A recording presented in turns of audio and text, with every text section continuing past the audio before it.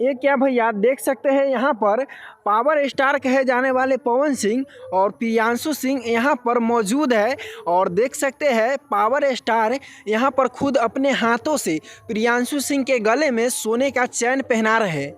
ये माजरा क्या है आइए हम वीडियोस में आपको बताने वाला हूँ।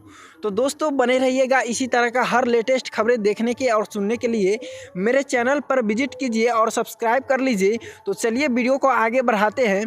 दोस्तों माजरा यह है कि हरी हरी ओढ़नी जो गाना था वह हिट हो चुका है, जिसके कारण पवन सिंह जो है यहाँ पर प्रियांशु सिंह को देख सकते हैं किस तरह से सोने का चैन जो अपने हाथों से इनके गले में पहना रहे हैं।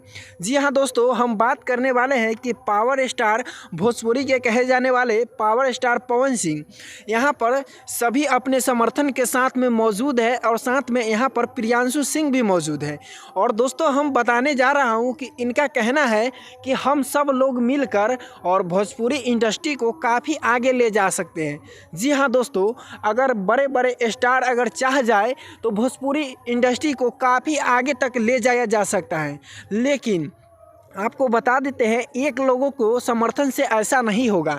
तो दोस्तों ये जो लोग यहाँ पर मौजूद है इनमें बात यही हो रहा है कि हम लोग मिलकर और सभी के समर्थन में सभी लोग आगे भोजपुरी इंडस्ट्री को ले जाएंगे और बढ़ाएंगे।